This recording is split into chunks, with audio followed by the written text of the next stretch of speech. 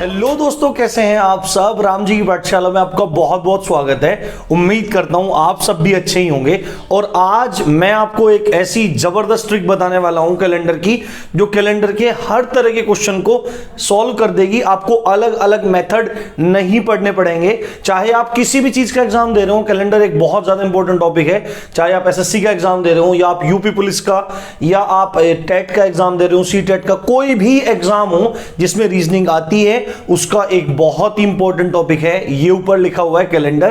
तो चलिए दोस्तों शुरू करते हैं। और आज इस वीडियो को पूरा देखने के बाद आपको कभी भी कहीं से भी कुछ पढ़ने की जरूरत नहीं पड़ने वाली है। तो चलिए शुरू करते हैं। तो यहां पे देखो, सबसे पहले मैं आपको कुछ कॉन्सेप्ट बताना चाहता हूं। ये देखो, कैलेंडर जो होता है उसमें 5 इंपॉर्टेंट चीजें होती हैं। कैलेंडर में 5 इंपॉर्टेंट चीजें होती हैं। सबसे पहले डेट, उसके बाद मंथ, उसके बाद ईयर, उसके बाद लीप ईयर, और उसके बाद सेंचुरी। ये 5 इंपॉर्टेंट चीजें आपको अपने दिमाग में रखनी है। जो डेट है, इसी को दिनांक भी कहते हैं, मंथ माह, ईयर वर्ष, लीप ईयर होता है अधिवर्ष, हिंदी में अधिवर्ष बोलते हैं, और सेंचुरी होता है शताब्दी। तो कैलेंडर की जो सबसे छोटी इकाई है वो है डेट। ये है सबसे छोटी यूनिट, ये सबसे छोटी यूनिट है। डेट सबसे छोटी यूनिट है। और सबसे बड़ी यूनिट क्या है? सबसे बड़ी यूनिट है आपकी सेंचुरी। सबसे बड़ी यूनिट है। तो आपको ध्यान रखना है, सबसे छोटी यूनिट क्या होती है? डेट। और सबसे बड़ी यूनिट होती है सेंचुरी। अब कैलेंडर में आगे बढ़ने से पहले आपको कुछ छोटी छोटी चीजें जान लेना बहुत जरूरी है, तभी आप उस तरीके से सारे के सारे कैलेंडर के क्वेश्चन को सॉल्व कर पाएंगे। देखो, जो कैलेंडर है, कैलेंडर का आधार क्या है? देखो, किसी ने ऐसे ही नहीं उठा दिया। देखो, आपको मैं एक चीज बताता हूं। जो कैलेंडर हम देखते हैं जिसमें जनवरी से लेकर दिसंबर तक महीना होता है, इस कैलेंडर का नाम है ग्रिगोरियन कैलेंडर। आपको ये पता होना चाहिए, ये क्वेश्चन कई बार एग्जाम में पूछा जाता है। ग्रिगोरियन कैलेंडर होता है, और इसको बनाया था ग्रेगरी ने। एक पोप थे, उनका नाम था, पोप होते हैं जो इस चर्चों में पुजारी होते हैं, चर्चों में जो धार्मिक कार्य को संपन्न करने वाले होते हैं, उनको पोप बोलते हैं। तो पोप ग्रेगरी ने इसको बनाया था, उन्हीं के नाम पे ये ग्रिगोरियन कैलेंडर है। और भारत का जो ऑफिशियल कैलेंडर है वो शक संवत है, ये आपको पता होना चाहिए। तो अभी यहां देखो, इसका आधार उन्होंने ऐसे ही नहीं बना दिया कि अपनी मर्जी में जो भी आया वो बना दिया। इसका आधार था, और ये कैलेंडर का आधार क्या था? एक सौर मान। क्या? एक सौर मान। आपको एक चीज समझ में आ गई होगी, अगर यहां पे सौर लिखा है तो कहीं ना कहीं इसका संबंध सूर्य से है, कहीं ना कहीं इसका संबंध सन से है। तो एक सौर मान किसको कहते हैं? एक सौर मान वह समय होता है जिसमें पृथ्वी सूर्य का एक चक्कर पूरा कर लेती है। इसका मतलब क्या है? कि वह समय जिसमें पृथ्वी सूर्य का एक चक्कर पूरा कर लेती है, एक चक्कर कंप्लीट कर लेती है, ये वो अवधि है। और वो अवधि कितनी होती है? वो अवधि होती है 365 दिन और लगभग 6 घंटे। पूरे 6 घंटे नहीं होते हैं, 6 घंटे में थोड़ा सा समय कम होता है, पर ज्यादा टिपिकल ना बनाते हो, मैं सिंपली आपको बता रहा हूं। वो अवधि, एक सौर मान क्या होता है? पृथ्वी द्वारा सूर्य का चक्कर लगाने में लिया गया समय, और वो समय है 365 दिन और 6 घंटे। तो एक चीज इसमें आपको ध्यान रखनी है, हम केवल मानते क्या है कि एक साल का जो समय है, एक साल का जो समय है उसको हम 365 दिन मानते हैं। 365 दिन होते हैं उसमें, और 365 दिन जिस साल में होते हैं उसको सामान्य वर्ष कहते हैं। उसको क्या बोलते हैं? जनरल ईयर बोलते हैं, सामान्य वर्ष बोलते हैं। और इस वर्ष की पहचान कैसे होती है? कि फरवरी में आपके 28 दिन होते हैं। क्लियर? 365 दिन जिस वर्ष में होंगे उसको सामान्य वर्ष बोला जाएगा, और इसकी पहचान है फरवरी में 28 दिन होते हैं। अब देखो, एक सौर मान का मतलब क्या था? यहां पे 365 दिन और लगभग 6 घंटे। तो इन 6 घंटों का क्या हुआ? इन 6 घंटों को छोड़ा नहीं जाता है, इन 6 घंटों को आगे जोड़ा जाता है। कब तक? जब तक ये एक दिन के रूप में परिणत ना हो जाए। सपोज करो यहां पे पहला साल है, दूसरा साल है, तीसरा साल है, चौथा साल है। पहले साल से 6 घंटे ये इकट्ठे हुए, ठीक है। उसके बाद दूसरे साल में भी वही 6 घंटे एक्स्ट्रा निकलने, तो दूसरे साल के 6 घंटे ये रहे। तीसरे साल के 6 घंटे ये रहे और चौथे साल के 6 घंटे ये रहे। तो आपने देखा होगा कि 6 6 6 6 करके ये 24 घंटे हो चुके हैं। और चौथे साल जाके आपने 3 साल से जोड़ते हैं, चौथे साल जाके चौथे साल के 6 घंटे जोड़ेंगे तो बाकी के 3 मिला के और इस साल के 6 मिला के टोटल हो जाएंगे 24, और 24 घंटों का होता है एक दिन। तो हर चौथे साल क्या काम किया जाता है, जो 6 6 6 6 घंटे हैं इनको जोड़ के एक दिन बना लिया जाता है और ये दिन जोड़ दिया जाता है वर्ष में। टोटल दिन कितने थे 365, और हर चौथे साल एक दिन एक्स्ट्रा बढ़ जा रहा है तो दिन हो रहे हैं 365 प्लस 1, तो टोटल दिन हो जा रहे हैं 366। और जिस वर्ष में 366 दिन होते हैं उसको बोलते हैं लीप ईयर, और हिंदी में इसे ही बोला जाता है अधिवर्ष। हिंदी में इसको भी बोला जाता है अधिवर्ष। और इसकी पहचान क्या होती है कि फरवरी में 29 दिन होते हैं, फरवरी में 29 दिन होते हैं। अब देखो मैं आपको आगे चीज बताने वाला हूं कि एक तारीख से आपको क्या क्या चीज पता लग सकती है और आपको उनके बारे में पता होना जरूरी है। चलिए देखते हैं कि एक तारीख आपको क्या क्या बताती है, और इसमें जो चीज आपको पता चलने वाली है वो कैलेंडर के क्वेश्चन सॉल्व करने के लिए बहुत ही इंपॉर्टेंट है। बड़े ध्यान से समझना, बारीकी से एक चीज समझाने वाला हूं। देखो जैसे मान लेते हैं कोई तारीख है, उस और तारीख कौन सी है 22 मई सन 2015, 22 मई 2015। तो ये तारीख हमको क्या क्या बताएगी, क्या क्या ये इसने छुपा के रखा है अपने अंदर। तो सबसे पहले तो देखो ये है 22, इस 22 का मतलब क्या है, ये डेट है, ये दिनांक है, ये क्या है दिनांक है। जैसे आपसे कोई बोलने लगेगा कि मई महीने की 22 तारीख, मई महीने की 22 तारीख, तो आपको एकदम पता लग जाएगा कि 22 यानी यहां पे तारीख है, और इसी को हम बोलेंगे दिन। ये दिन भी है, ये डेट भी है और ये दिन भी है। अगर आपको कोई ऐसे बोलने लगे कि मई महीने की 22 तारीख, तो सही है बिल्कुल, और कोई बोलने लगे कि मई महीने का 22वां दिन, तो दोनों ही बातें सही हैं। जो ये नंबर है, ये डेट है, ये दोनों चीजों को प्रदर्शित कर रही है, स्वयं डेट को भी प्रदर्शित कर रही है और उस महीने के दिन को भी प्रदर्शित कर रही है।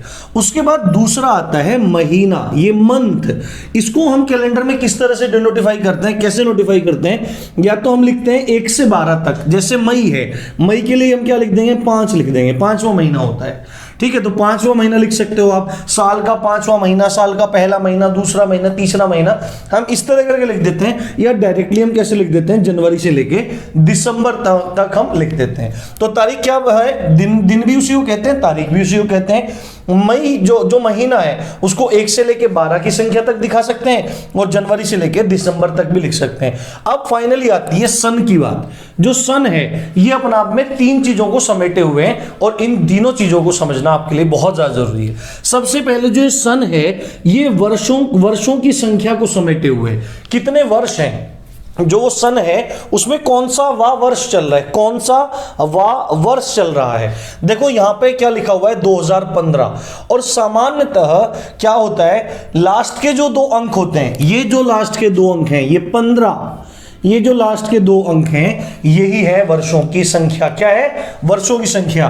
तो अगर 2015 में पूछा जाएगा कि वर्षों की संख्या क्या होगी तो आप बोल देंगे 15 है। इसी तरह थोड़ा प्रैक्टिस कर लेते हैं। 1966 में अगर वर्षों की संख्या पूछेगा तो आपको सीधे बोलना पड़ेगा कि 1966 में वर्षों की संख्या है 66। जो पूरा सन है, पूरे सन में वर्षों की संख्या है 66। इसी तरह 1857 की बात कर लेते हैं। 1857 में जो वर्षों की संख्या है, जो ईयर्स की संख्या है वो है 57। और इसी तरह 1491 में अगर वर्षों की संख्या की बात करें तो संख्या है 91। आपको क्लियर हो गया होगा।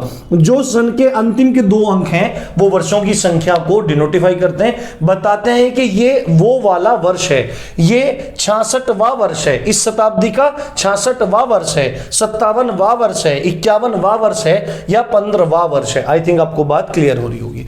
उसके बाद दूसरी चीज क्या बताता है, दूसरी चीज क्या बताता है कि जो वर्ष हैं, जो ये वर्ष हैं जो भी हमने काउंट किए हैं, जो ये वर्ष हैं इनमें इनके दौरान लीप वर्षों की संख्या कितनी रही। देखो आपको मैंने भी बताया कि हर 4 साल में एक लीप ईयर ऐड होता है। तो अगर आप वर्षों की संख्या बढ़ाते चले जाएंगे तो जितनी वर्षों की अवधि है, जैसे कि हमने 2015 में 15 वर्षों की संख्या मान ली, तो इन 15 वर्षों के दौरान कितने लीप ईयर आए होंगे ये आपको जानना जरूरी है। ये बताता है सन। इसको कैसे पता लगेगा कि जितने भी वर्ष हैं, वर्ष मैंने आपको बताया लास्ट की 2 डिजिट है, उसको आप 4 से भाग दीजिए।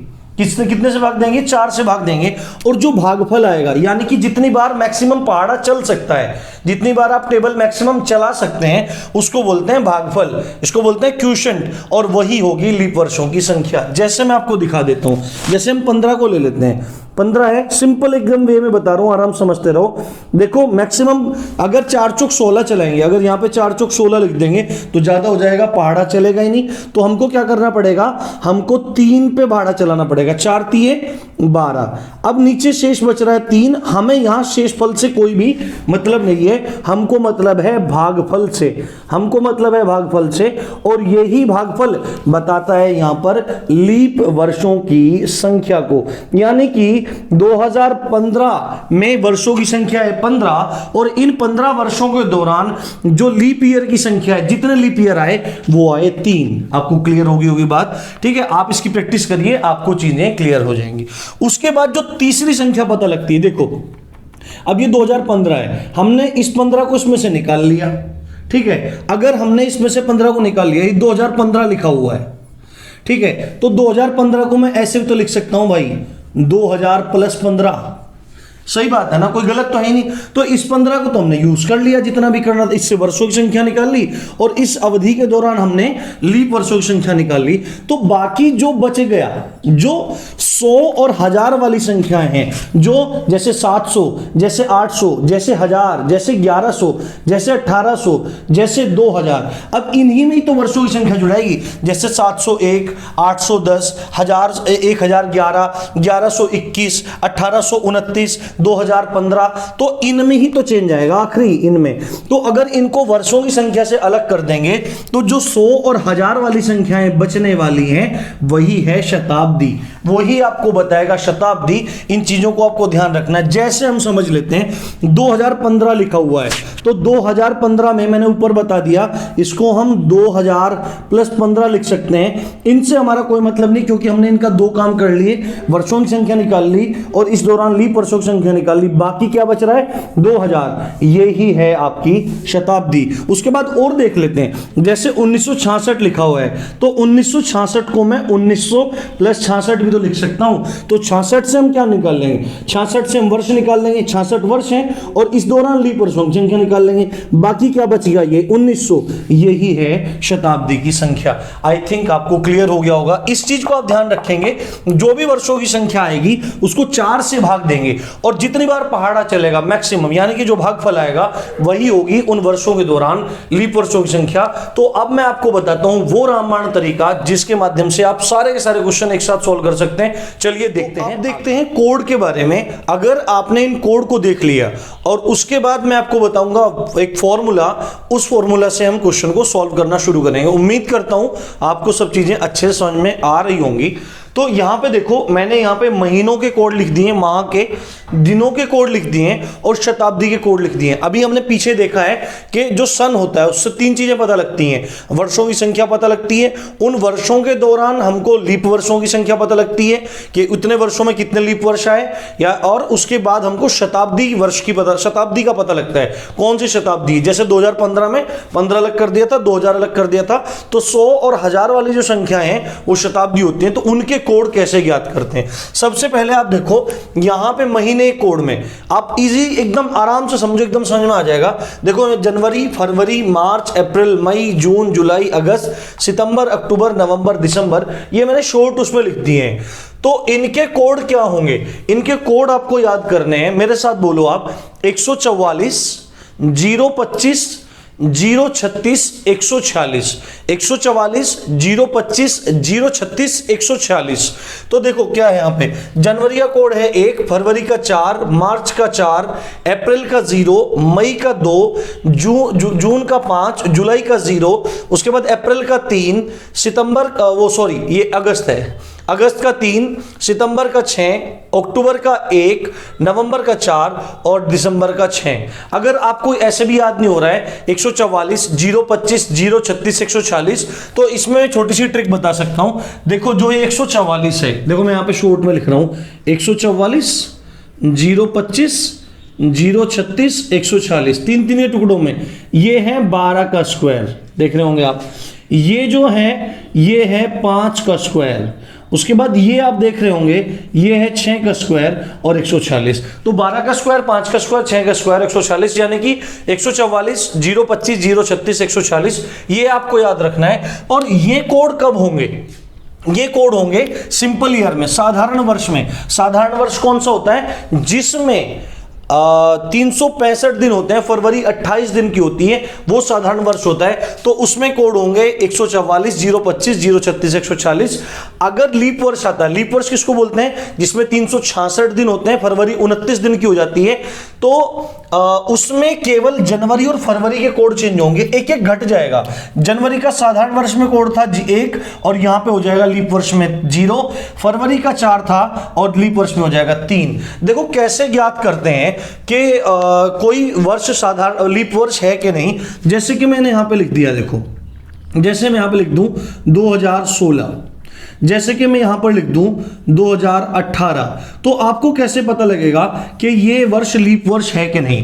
कोई भी वर्ष यदि 4 से पूर्णतः विभक्त हो जाए, कोई भी वर्ष यदि 4 से पूर्णतः विभक्त हो जाए तो उसको लीप वर्ष कहते हैं। देखो जैसे 2016 है, 2016 को अगर आप 4 से भाग दोगे तो मैं आपको बोल रहा हूं ये 4 से पूरा पूरा कट जाएगा, पूरा पूरा कट जाएगा। क्यों कट जाएगा? यदि आप रीजनिंग के साथ मैथ्स भी पढ़ रहे होंगे और उसमें आपने विभाज्यता के नियम पढ़े होंगे, रूल्स ऑफ डिविजिबिलिटी पढ़ा होगा, तो आपने 4 से कटने का नियम अवश्य पढ़ा होगा। यदि किसी संख्या के अंतिम 2 अंक, यदि किसी संख्या के, जैसे 2016 लिखा हुआ है, अंतिम 2 अंक 4 से कट जाएं तो पूरी की पूरी संख्या 4 से विभक्त हो जाएगी, कट जाएगी। तो इसका मत देखो 2016, अब देखते हैं 2016 है कि नहीं। तो 2016 में अंतिम अंक है ये 16, तो ये 4 से पूरा पूरा कट जाएगा, यानी कि पूरी की पूरी संख्या 4 से कट जाएगी। और जो वर्ष पूरी तरह 4 से विभक्त हो जाता है तो वो लीप वर्ष होता है। 2016 लीप वर्ष है, आपको पता लग गया होगा। 2018 बताओ है कि नहीं? देखो हम आखिरी का 2 देखेंगे, 18 4 से विभक्त नहीं होता, इसका मतलब पूरा का पूरा सन 4 से नहीं कटेगा, इसका मतलब ये लीप वर्ष नहीं है। तो ये बात आपको क्लियर होगी। एक चीज मैं बताता हूं, अब एक आपके माइंड में डाउट आ रहा होगा, यदि शताब्दी वर्ष हो यानी कि 1600 डायरेक्टली क्या लिखा हो, 1600 लिखा हो, डायरेक्टली 1800 लिखा हो, डायरेक्टली 2000 लिखा हो, तो इनमें कैसे पता करेंगे?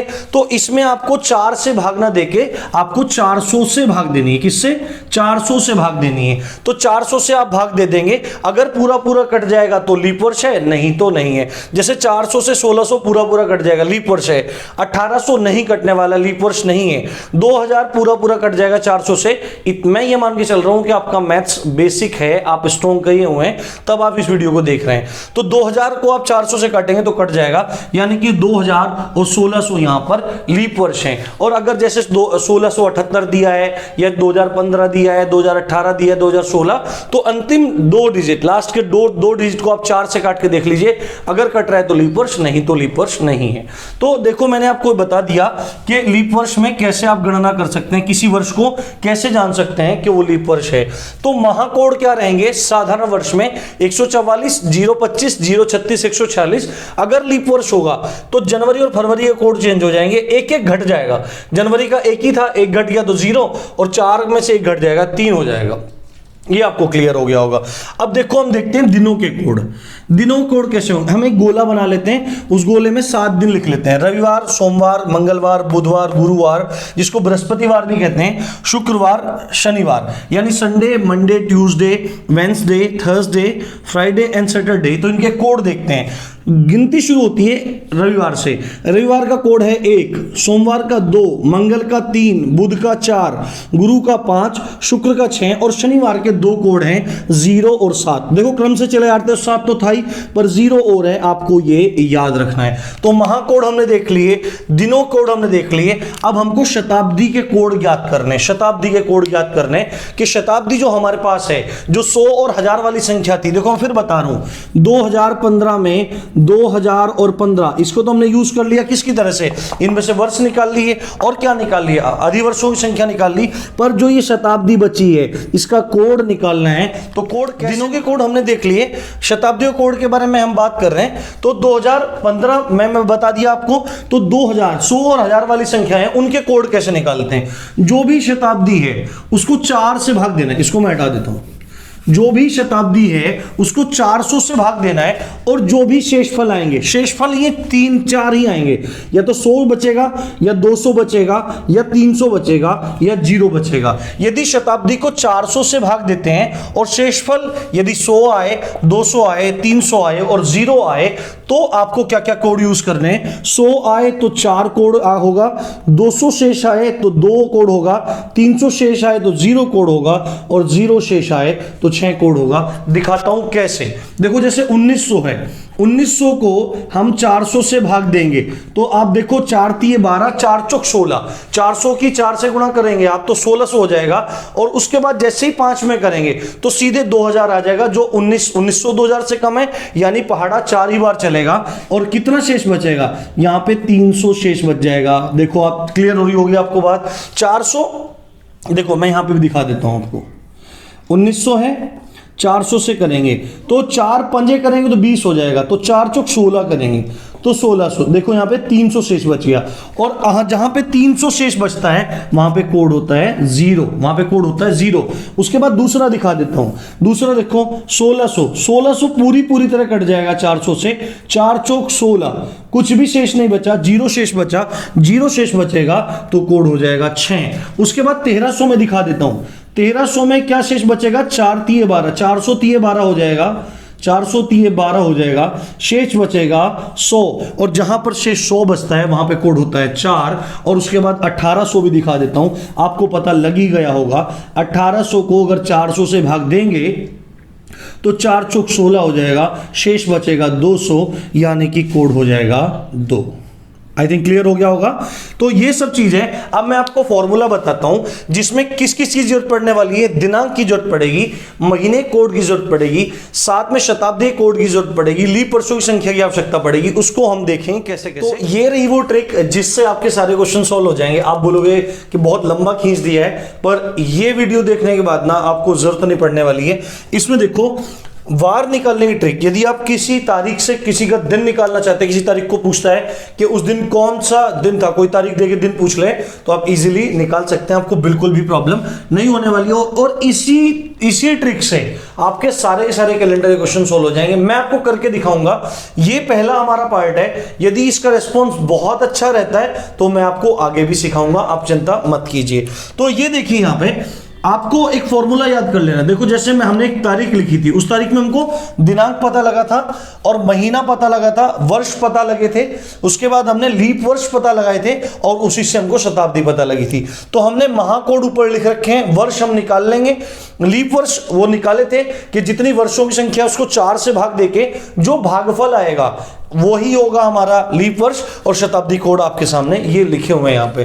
तो उसको हम 7 से भाग करेंगे और जो भी शेष आएगा उनको हम ये दिनों के कोड के साथ मैच करेंगे। जो भी शेष आएगा और इनमें से ही शेष बचेगा 1 2 3 4 5 6 7, 0 या 0 है ना, 1 से लेकर 7 तक या 0 तक यही शेष बचने वाला है, और उससे ही हमको पता लग जाएगा कि कौन सा दिन है। तो चलो शुरुआत करते हैं। देखो एग्जाम्पल लेते हैं।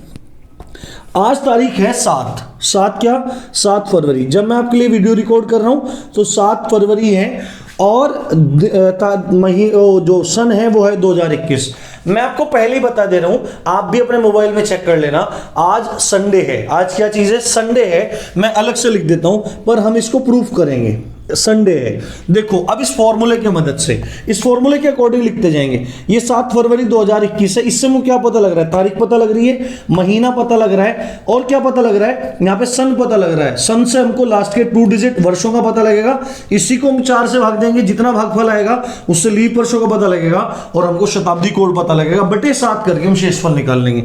तो तारीख क्या है? दिनांक क्या है? 7 फरवरी है। फरवरी, जनवरी और फरवरी के कोड लिखने से पहले, खाली जनवरी फरवरी के केस में है, कोड लिखने से पहले हमको यह देख लेना जरूरी है कि जो दिया गया सन है वो लीप ईयर है कि नहीं। तो यहां पे 2021 है। लास्ट के 2 डिजिट को जब हम 4 से भाग देंगे, यदि कट जाता है तो लीप वर्ष है, नहीं तो नहीं। 21 4 से नहीं कटता, इसका मतलब लीप वर्ष नहीं है। साधारण वर्ष वाला ही कोड अप्लाई होगा। फरवरी का क्या कोड होता है? फरवरी का कोड होता है साधारण वर्ष में 4। उसके बाद अपने को लेना है वर्ष। वर्ष कितने हैं मैंने बताया था, जो सन के आखिरी के 2 डिजिट होती हैं वो होते हैं वर्ष। वर्ष कितने हो जाएंगे? 21 हो जाएंगे। अब लीप वर्षों की संख्या, तो लीप वर्षों की संख्या मैंने आपको बताया था कि आप 4 से भाग देंगे और मैक्सिमम जितनी बार पहाड़ा चलेगा यानी भागफल होगा वही होगा। देखो 4 पंजे 20 करेंगे तो 21 से कम रह जा रहा है, पर 4 6 24 करेंगे तो ज्यादा हो जाएगा, पहाड़ा नहीं चलेगा। मैं थोड़ा करके बता देता हूं। देखो 21 है, 4 पंजे 20, तो यहां पे 1 बच गया। हमको शेषफल से मतलब नहीं है, हमको भागफल से मतलब है। भागफल कितना है? 5, और तो 5 भागफल है, तो यही हो जाएगी लीप वर्षों की संख्या। प्लस अपने को निकालना है शताब्दी कोड। अपने को निकालना है शताब्दी कोड। शताब्दी कोड निकालने के लिए हमको मैंने क्या बताया था? शताब्दी में शताब्दी क्या होती है? 100 और 1000 वाली संख्या। 2021 को मैं 2000 प्लस 21 में तो लिख सकता हूं, तो ये जो 2000 है यही शताब्दी है। और इसको अगर मैं 400 से भाग दूंगा तो जो शेष बचेगा, जो भी इन चारों में से शेष बचेगा, उसी के अकॉर्डिंग हमारा क्या आ जाएगा? कोड आ जाएगा। और 400 को जब हम 2000 को जब 400 से भाग देते हैं तो शेष आएगा 0, यानी कि पूरा पूरा कट जाएगा। और जहां पर शेष आता है 0 वहां पे कोड होता है 6। हम लिख लेंगे यहां पर 6। इसको करते हैं हम सीधे 7 से भाग। 7 से भाग करेंगे सबको जोड़ के, तो यहां पे क्या आ जाएगा? देखो आप जोड़ते हैं 7 और 4 11, 5 और 6 11, 11 दूनी 22, और 22 और 21, 22 दूनी 44 होता है, यानी कि 43 हो जाएगा। और 43 को मैं जब 7 से भाग दूंगा तो हमको किस चीज की जरूरत है? शेषफल की। हमको यहां पे जरूरत है शेषफल की। तो देखो 7 6 42 होता है, यानी 42 तक तो कट जाएगा, और शेष क्या बचेगा? शेष बचेगा 1। और 1 किसका कोड है? यहां पे देख लो भाई, शेष किसका कोड है? रविवार का कोड है, तो शेष 1 है। तो आज 7 फरवरी को दिन होगा रविवार, और मैं आपको पहले ही बता के आया था कि आज दिन है संडे। आई थिंक बात आपको क्लियर हो गई होगी। एक एग्जांपल से और समझते हैं, फिर मैं आपको 2 एग्जांपल बराबर बराबर रख के समझाऊंगा, लीप ईयर वाला और उसके साथ में साधारण वर्ष वाला। तो इसको मैं यहां से हटा देता हूं, देखते रहिए आप लोग। आपको अच्छा लग रहा होगा तो वीडियो को लाइक करना मत भूलना, और दोस्तों शेयर करना, जिससे सबका भला हो जाए। देखो अब मैं एक तारीख ले लेता हूं, 15 अगस्त 1947। 15 अगस्त 1947। देखते हैं उस दिन कौन सा दिन था।